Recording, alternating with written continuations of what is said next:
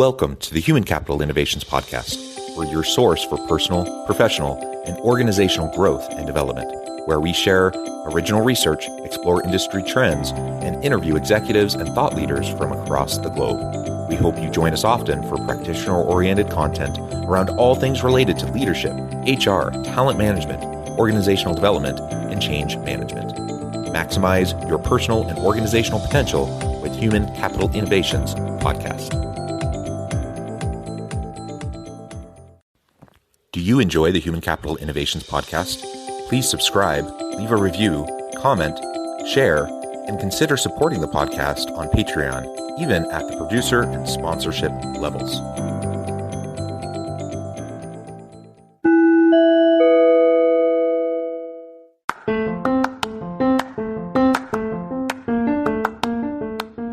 Welcome to the Human Capital Innovations Podcast.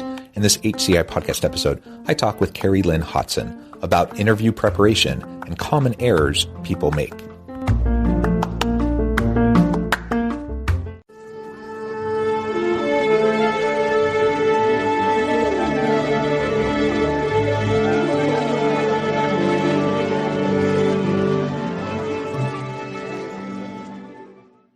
Carrie-Lynn Hotson, welcome to the Human Capital Innovations Podcast.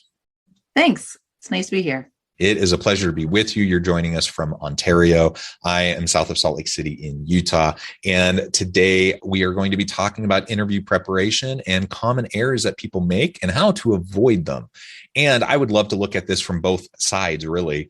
From the HR perspective, I'm always thinking about interviewers and what they can say and can't say, what they can do and shouldn't do ever. And that's the types of mistakes that they make. So there's the mistakes and errors on the interviewer side. There's also the mistakes on the interviewee side. Really, we want to have both be as successful as possible so that we can find good matches, right? And that's the challenge that I think every organization faces. So that's what we're going to be discussing today. As we get started, I just wanted to share Carrie-Lynn's bio with everybody. Carrie-Lynn holds a Bachelor of Arts Honors from Carleton University in Criminology and has a postgraduate certificate in Human Resource Management. She has worked for 25 years as a coach, leader, facilitator, and HR senior manager. 6 years ago, she started a business entitled Job Interview Coach, based entirely on her desire to help people better understand the interview process and develop a confidence to rock their next interview. Carrie-Lynn is also an aspiring author. Her nonfiction business guide illustrates the importance of organizations to uncover the underlying needs, interests, and issues facing their employees. The book provides leaders with strategic tools, assessments, and practices they can utilize in knowing who you lead, and it will be available to readers this summer. Carrie-Lynn, a pleasure to have you. Anything else you would like to share with me and my listeners before we dive on into the conversation? Huge shout out to all those HR staff listening in, because I come from HR. It is an incredibly tough position to be in. I know how hard you work. And I want to help you both hire the right people and also add some skills to your interviews themselves to make sure that you're getting the assets that you need. Yeah, excellent. Well said. Well said. Okay, so as we get started, first I have to just say, this is just like a little previous life moment. I know your degree in criminology. My PhD is in sociology. And for about 3 years while I was going through my PhD program, they assign you to teach different classes. And I taught criminology for 3 years in another life. This was years and years ago, but it was so much fun. I loved teaching that class, even though it has nothing to do with anything else I've ever done in my life. So we have that kind of random connecting point. And obviously you've gone a completely different path than your original criminology education, it seems. But there's great connection points and tie over, I think, to the HR space. So that's fantastic. Yeah, actually, I had a kind of an interesting path. So my degree was in law and psychology, and then I specialized in criminology. And I actually went into policing for 17 years. So I supervised within policing and was a police officer. And then I learned a ton of skills there that I transferred over into HR, because it's always dealing with people. It's just different aspects. Yep, absolutely. Wonderful.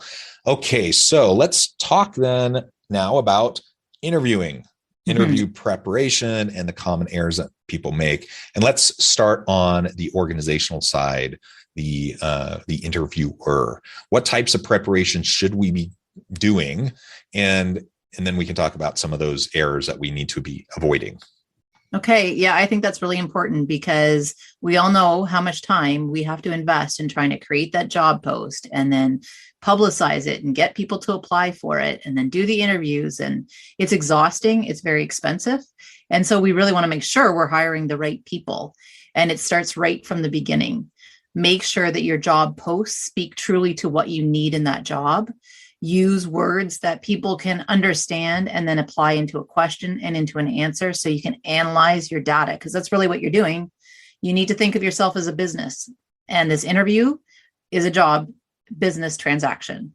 You are trying to hire the best investment. The other piece that I found in HR was we put a lot of work into creating the interview questions and creating the job post. But then we would get so frustrated because the people coming in the door didn't seem to know how to interview. They didn't understand how they needed to prepare. And I'm sure every listener out there knows exactly this feeling. You sit there as the panelist, you've scheduled off all your time, you had 20 different interviews, and at the end you're going, I don't know which one we should hire, because I feel like when we looked at the resumes and the applications, it didn't come across in the interviews. And now we don't want to take a gamble with our investment, but we're not sure. So one of the things that I'm teaching organizations is set your people up for success. One, it's going to make your job a lot easier. So give them material, give them things like some of the stuff that I'm going to talk about, how to prepare for their interview, because you're doing yourself a huge favor. You're setting them up, you're giving them what they can expect. Don't hide things, help them. I'll tell you, it really will market your company as being very inclusive. People look at it very, very well. And in the end, your candidates will give you a better product. So you have data actually to analyze. So I think that would be my biggest tip to organizations right off the hop. Do a little bit of work, just put some resources on your website. And then you get to test them too. Do they actually read the website? Did they actually study anything? Because if they didn't, well, that tells you a little bit about their character too. Yeah, I think you're absolutely right. And there, to a point, you're trying to test them, right? As you just said. But if it's completely disconnected from anything they can possibly prepare for, then what are you actually testing? And what I see so often on the organization side with interviewing is this kind of casual approach to it. Like they want flexibility, and they recognize it's a subjective process. So they want flexibility. They don't want to be locked into anything. And so the interviewer or the committee of people interviewing, they just want to be able to go with the flow, ask whatever questions they want to ask. All of that is really a recipe for failure. It's a recipe for asking questions that are illegal, that are going to get you into trouble. But it's also just a recipe, to your point earlier, that do you really actually know what you're actually looking for, that you actually want and need? And are you asking questions that fit, that are going to give you the data that will help you understand how this applicant fits into those needs? And so often I have seen the exact, if you can convince people to have predetermined interview questions so they can stay consistent across applicants, I will review those questions, and I'll look at the job posting. I'm like, wait a minute, these don't even seem to connect. So what do you really want? Is the job posting off? Are the interviews off? Are both off? Like, what's actually going on here? Let's make sure we get our ducks in a row, actually know what we want. If there's a hiring committee, make sure everyone's on the same page, that everyone on the committee, even though they have different perspectives, they're still going to know what the goal is and what the needs are of the organization hiring for this position. Let's make sure we do that work up front. Not only will that help us as the on the employer side do a better job of screening, but like you said, we're setting people up for success. So instead of them trying to read our minds and figure out what is needed, they can put their best foot forward and demonstrate the skills, the competencies, the capabilities that are going to help them be successful in the job. That's what we want to know. And if we don't know those things, we're flying completely blind, and we might as well just be pulling a name out of a hat almost.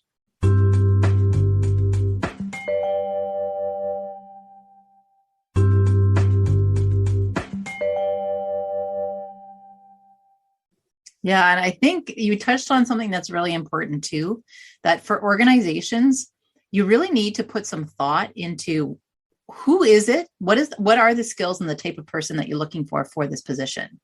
Because you might find that there's some very different answers. And I find sometimes that's why the questions, people go astray with the questions, because they're looking for particular skills that maybe match their skills or people that they want to lead. In my book called Knowing Who You Lead, I actually call it, do you want to hire a mini me? Exactly. Yep. And the dangers of that.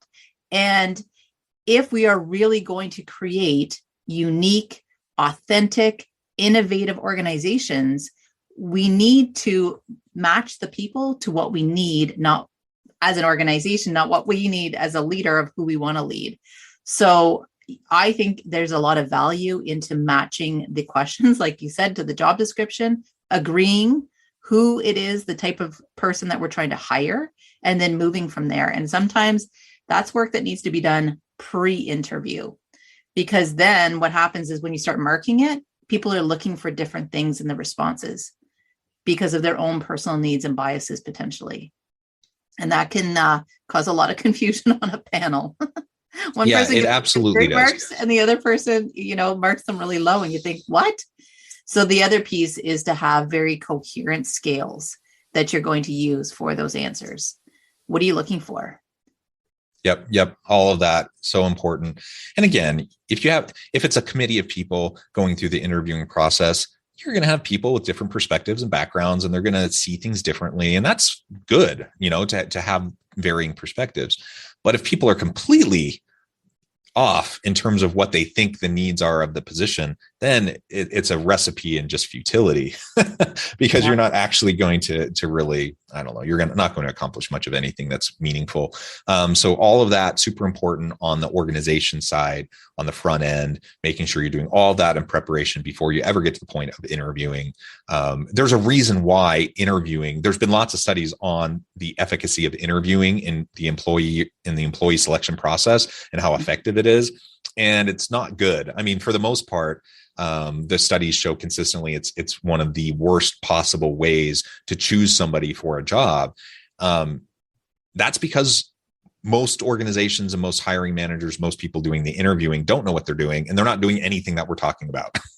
So if you want to improve things dramatically and increase your chances of getting the right person, having those chances go through the roof, then start to do the things that we're talking about. None of it's rocket science. It's all very doable, but you have to be committed to it, and you have to be disciplined to make sure that you're doing it. And that when the biases start to emerge and arise, either within yourself or on the team, that there's a mechanism to call it out and to address it head on, so that you're not just tiptoeing around each other, but you can actually make sure that we're not going down a path that just doesn't make any sense. Mm-hmm. Yep. Treat it as a business transaction. Yep. Do it with data. Do your analytics. Have your conversations beforehand. Assess your team that you have now. Who are they and why do they function really well in these roles? And then create your job profiles and your applications around that. You just want to repeat it with a few tweaks into what you need, so you can create that great team synergy and organizational success. Yeah, excellent. So now let's flip to the other side. Now we set up an applicant for the possibility of having a successful interview because we actually know what we want and we've communicated that. Okay. Mm-hmm. So now what does the interviewee need to be doing in preparation for that interview to make sure that they're putting their best foot forward?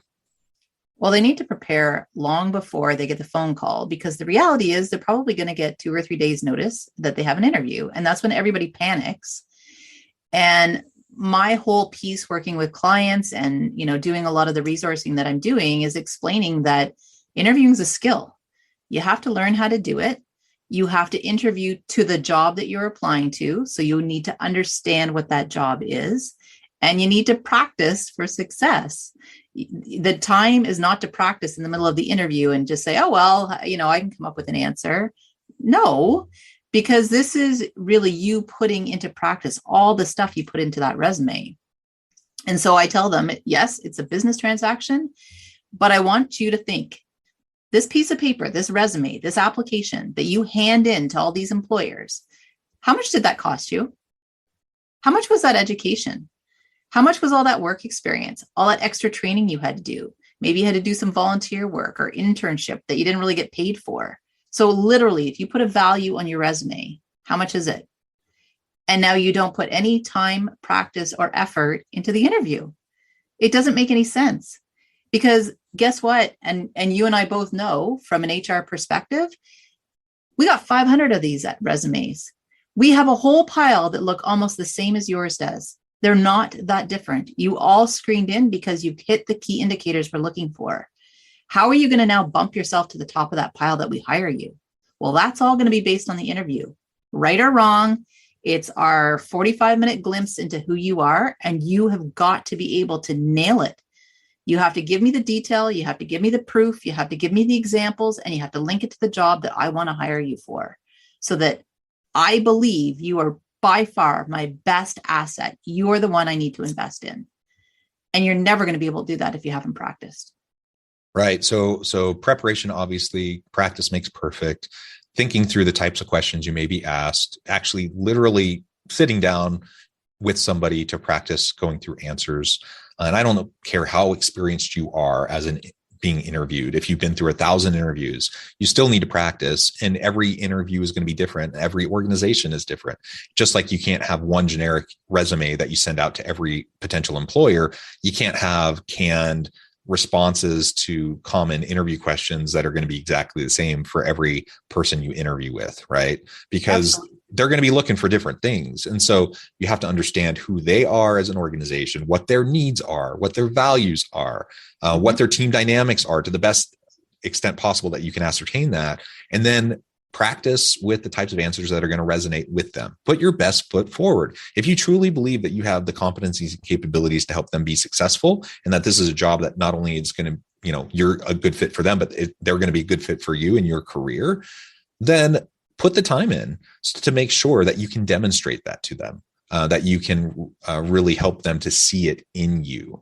And that's something that I think so many people just don't do. Even if they do all the traditional kind of preparation pieces, they don't think about it in terms of, how am I going to respond specifically to this organization, perhaps even differently than I responded to the interview I had 2 days ago. Well, and that's a good point, because you don't know, you can't edit your own stuff. It's impossible. So I've definitely learned this in writing a book. I've had it edited 4 times now, because I can't see what other people see. I can't read what other people read. I can't figure out where there needs to be more detail. So as an interview coach, that's literally what I do for people. And sometimes that favored example that they keep giving over and over in their interviews, and then they can't understand why they always land second or they land third. Well, now when I hear the example, I'm able to edit it. I'm able to say, okay, I think I understand what you're saying, but you're actually talking more about leadership than you are teamwork. And that's a huge one that people mix up. They talk about being the leader of the team. Well, that's not teamwork. They're very different competencies. So people will be giving this, well, I've been giving that example forever. Well, I know, but it was the wrong one. So but nobody told you. We can't debrief you on your answers after and say, that was great, this one wasn't. So you need to find somebody that can help you do that. The other really neat part is that I teach people how to really understand what the job's looking for. And then if you don't have examples, or you can't think of something of how you've done it, go and talk to people that know you. It's going to take time, but guess what? You might get the best example about problem solving that you hadn't even thought of, because it's what somebody else has observed in you. And I do this a lot too. Like, I let them talk on and on and on and giving me their answers. And then we end up using elements of it later on, because I'll say, can you tell me more about that project you were talking about earlier? Tell me how you did that. What skills did you use? How did you come up with that solution, et cetera, et cetera. And they start to generate examples they didn't even know they had.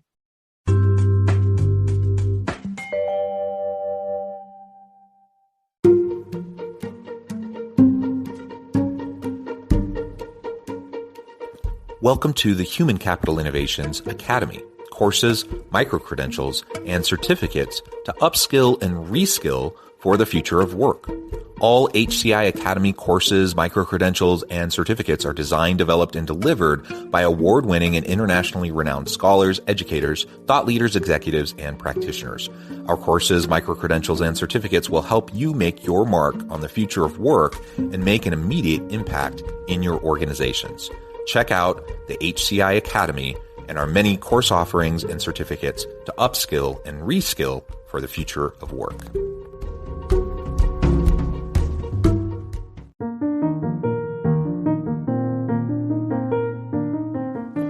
Check out our new weekly LinkedIn newsletter, Alchemizing Human Capital, exploring industry trends via original research and interviews with executives and thought leaders from across the globe.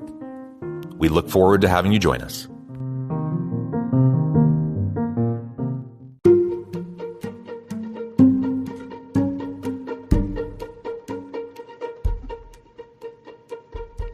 Check out Human Capital Innovations magazine, Human Capital Leadership. Human Capital Leadership is a free, interactive e-magazine with the mission to help individuals, leaders, and organizations find innovative approaches to maximize their human capital potential.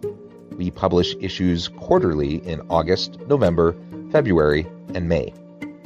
Take a look at the latest issue and let us know what you think.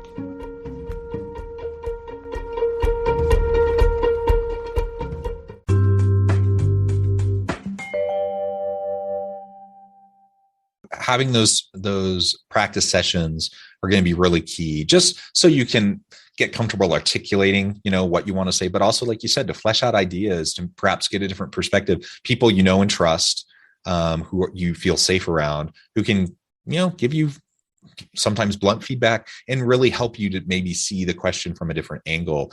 I know that as I've coached people on interviewing, that's often one of the most useful outcomes for them, right? As they just run things by me, is, just kind of pushing and prodding them a little bit so they can perhaps, approach the question slightly differently than what they had been thinking about previously, which unlocks a whole different set of examples or experiences that now they're ready to share, right? Yeah. And it helps too if people are trying to go for a job they've never done before. So that could be like a management position. You've always worked at this level in the organization, and now you want to shoot for that promotion, or you're trying to correlate what you do now to a completely different job. That takes some skill, and it takes, we have to work on the imposter syndrome. The idea that I'm trying to speak of something I've never done and convince not only you, but me that I can do it. And so that confidence building, it takes some time, and we have to work on it. It's fun. I love it, and we have lots of fun, but I definitely start with candidates who are not feeling very confident or who've been pretty frustrated by other interview processes. So sometimes we have to work on that. And then the other one is exactly what you were talking about earlier, John, where I can't predict what they're going to ask you. We can try, but they might throw you a question that's way out in left field. And they're doing that because you said you're innovative. You said you're analytical. You said you're a problem solver. So work your way through the question. You weren't expecting it. What are you going to do with it? The more you've practiced, the more you've done this really deep dive into yourself and how you can link yourself to this job, you will be able to answer that question. You'll be able to come up with something because you've really thought about it. But if you've only had 48 hours to memorize a few answers and a couple of examples, no, you're going to go blank, guaranteed. We all do. It's just tunnel vision and you can't even think. So I just don't know why people wouldn't want to set themselves up for success. It's heartbreaking being that panelist and watching people not be successful and know how badly they wanted this job and how much they spent on that resume. So that's really why I started this job, was because I want to see people, reach their potential, but I know the work they're going to have to do to get there. As we're getting close to wrapping up today, I'm just wondering if there's any other key errors that you just see over and over and over again amongst, people you coach, or even in the interviews that you've conducted in the past, that we can try to avoid. 100%. It's not giving enough detail. It's being way too generic and understanding what the job is. You need to have a very in-depth understanding of what my job is you're applying for, what skills you offer to that job. Make the links for me, not my job as the panelist to try to make the links, and give me proof, give me examples. And you have to do it in a succinct way too, right, John? Because we don't want to listen to a 25-minute answer where you've given us a whole bunch of stuff and then you think somewhere in there is the answer. Nope. You've got 5 minutes to give me all of that in a nice, wrapped up bow. So that takes practice, but that's definitely, I would say, the biggest place people lose marks. A, you have to understand how we mark, and B, you have to know how to get them. Yeah. And again, it takes practice. And I have to admit, I'm one that I tend to be a little bit overly verbose. I don't mind going into detail. Detail's great, but you also have to read the room and you have to be able to see like at what point people's eyes are glazing over, at what point, you have a sense of like how long you've been going on. One of the things that I think is really nice as the employer, as the interviewer, is to give, you have these questions planned in advance and say you have a 30-minute interview scheduled and you have 5 questions. Tell them this is a 30-minute interview. You have 5 questions. That gives them the chance to pace themselves, to gauge how much detail you might want from a particular answer versus how much, overall time they have. And it's even okay to update them and say, okay, we just finished question 3. We're at 20 minutes. We have 10 minutes left for the final 2 questions. That's totally fine. And that will give people the chance to put their best foot forward. Even better, give them the questions. Give them the questions. Yeah, why not? Right.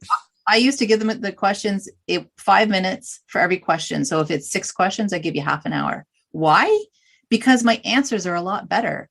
Now you're not going to tell me all your skills, education, experience, and everything in the first question because you want to tell me all this stuff. If I gave you the questions, oh, that's the answer to question 3. So now you don't give me a whole bunch of stuff in question 1 I didn't need, which is what happens. And then I have to repeat it in question 3.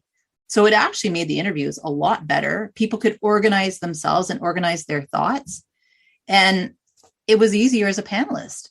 So I say, give them the questions and definitely put the questions in front of them. And in a Zoom interview, you can do it easily. Just pop them up on the screen. It's very hard if you're testing the person's only their verbal working knowledge. 10% of us are verbal listeners. 10%. Most of us need to see it or do it in addition. So if I actually get to read the words of the question and refer back to it as I'm answering the question, then you're going to get the full answer. Otherwise, I'm supposed to retain everything you asked me and answer it. And then I forget an element. Well, because I didn't have the question. So I think there's a lot of ways that you can set people up and your interviews will be a lot better. And you will thank me as panelists, I guarantee it. And as candidates, you just need to practice, really know what you're interviewing for and work with somebody. Invest in yourself. It's absolutely worth it. Well said, Carrie-Lynn. It has just been a pleasure. I note the time. I'm going to have to let you go here in just a minute. But before we wrap things up for today, I just wanted to give you a chance to share with listeners how they can get connected with you, find out more about your work, and then give us a final word on the topic for today. For sure. So hashtag Carrie-Lynn Hotson, all one word. That will help you find all of my YouTube videos. I've created a whole bunch of free resources for people to learn more about interviewing. And my website is www.jobinterviewcoach.ca. I've got an online course. I have an ebook. I have YouTube videos, and I do one-on-one coaching. And it's a lot of fun.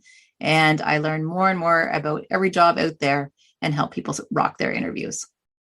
Awesome. Thank you so much. It's been a pleasure. I encourage listeners to reach out, get connected, find out more about what Carrie-Lynn can do for you to rock that next interview.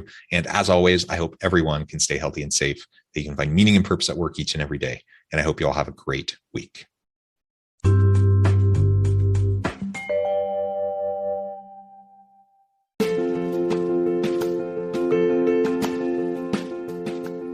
Check out my new book, The Future Leader, Creating and Transforming Next-Gen Organizations. Stemming from 2 decades of professional experience and over 600 in-depth interviews with executives, thought leaders, and scholars from across the globe, The Future Leader will help you explore the ordinary, everyday actions that will help you to prepare to lead in the future of work, to respond to an uncertain future, and to produce extraordinary results for individuals, teams, and organizations.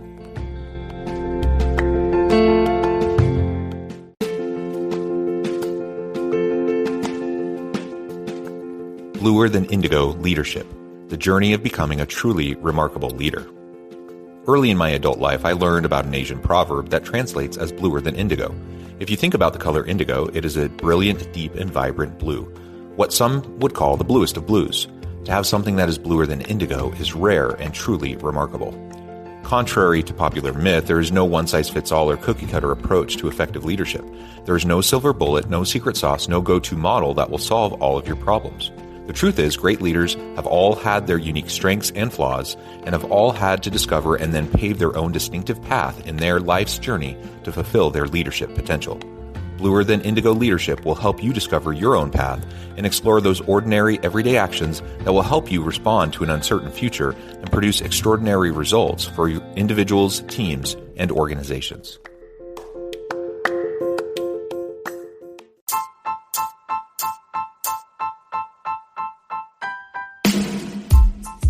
The alchemy of truly remarkable leadership. Ordinary, everyday actions that produce extraordinary results. Consider how the nature of work has shifted over the past 50 years.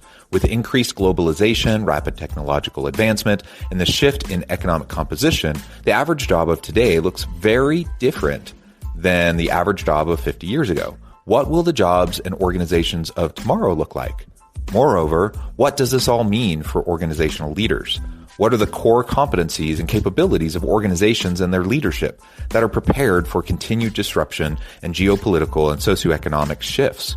Regardless of what the future holds, increasingly, leaders need to be socially minded, data-driven, decisive, champions of talent, and disruptors of the traditional notions of leadership, teams, organizations, and work.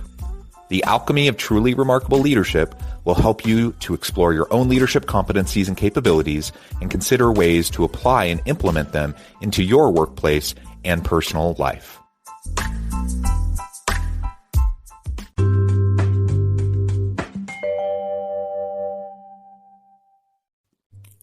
Thanks again for joining us for this episode of the Human Capital Innovations Podcast. I hope you stay healthy and safe and that you have a great week.